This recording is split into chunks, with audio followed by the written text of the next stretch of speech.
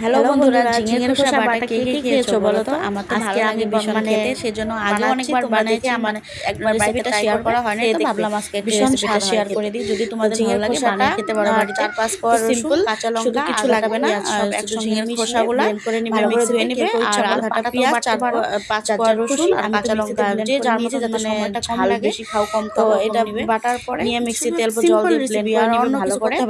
ভালো করে ব্লেন্ড করার পরে কড়াইতে অল্প সরষের তেল আর কালো জিরা ফোড়ন আর হলুদ আর লবণ, দেখো বাটা হয়ে গেছে, দিয়ে পুরো ভালো করে এখন শুধু কড়াইতে একটু সরষের তেল আর একটু কালো জিরা ফোড়ন দিয়ে বাটাটা দিয়ে দিবে, দিয়ে পুরো ভালো করে নাড়াচাড়া করতে থাকবে। সে হলুদ আর একটু লবণ দিয়ে যতক্ষণ মানে জলটা না শুকায়, যতক্ষণ তো কড়াই ঝিঙে আর মিক্সিতে তো জানোই লেগে জল ছাড়া বাটা যায় না, একদম ঝিঙে জন্য একটু জল দিতে হয়। ঝিঙে তো পুরো প্রচুর পরিমাণে জল থাকে, সেজন্য পুরো জল না দিলে হয় না, করে একদম নাড়াচাড়া করে একদম সেজন্য জল লাগে না। আর বাটা জিনিসটা তো না আসে পড়ে টানা টানা হলে নাড়াচাড়া করতে হবে, একদম শুকনো শুকনো হয়ে গেলে তারপর নামিয়ে নিবে। রেডি হয়ে গেছে ঝিঙের খোসা বাটা। তোমরা এই এরকম টাইপ